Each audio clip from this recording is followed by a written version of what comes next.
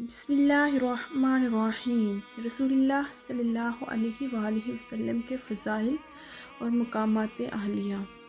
عن ابی ہریرہ قال قال رسول اللہ صلی اللہ علیہ وآلہ وسلم۔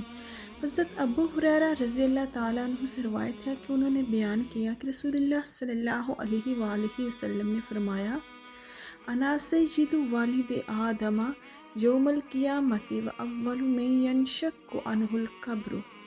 میں قیامت کے دن تمام اولاد آدم کا سردار ہوں گا اور میں پہلا وہ شخص ہوں گا جس کی قبر شق ہوگی۔ و اول شافعین، اور میں شفاعت کرنے والا پہلا شخص ہوں گا۔ و اول مشفعین،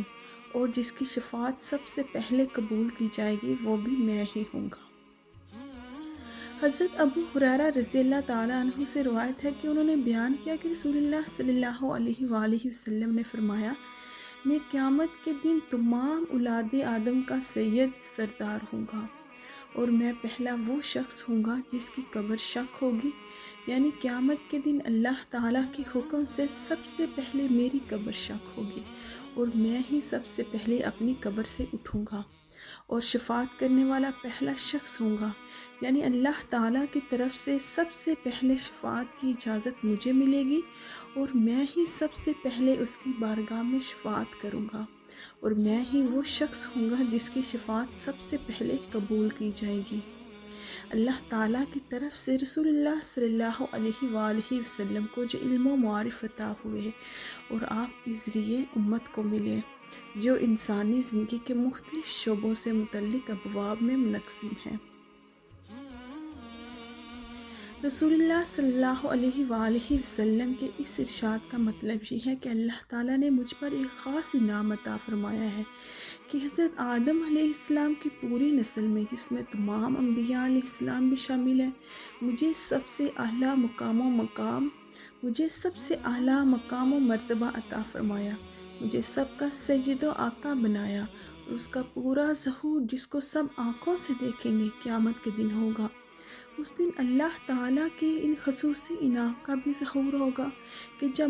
مردوں کے قبر سے اٹھنے کا وقت آئے گا تو بحکم خداوندی سب سے پہلے میری قبر اوپر سے شق ہوگی اور میں سب سے پہلے قبر سے باہر آؤں گا، اور پھر جب شفاعت کا دروازہ کھلنے کا وقت آئے گا تو باذن خداوندی سب سے پہلے میں ہی شفاعت کرنے والا ہوں گا اور میں ہی پہلا وہ شخص ہوں گا جس کی شفاعت کو اللہ تعالیٰ کی طرف سے شرف قبولیت حاصل ہوگا۔ رسول اللہ صلی اللہ علیہ وآلہ وسلم اس طرح کے عظیم خداوندی انعامات کا اظہار اللہ تعالیٰ کے حکم سے ہی فرماتے تھے تاکہ امت آپ صلی اللہ علیہ وآلہ وسلم کے مقام عالی سے واقف ہو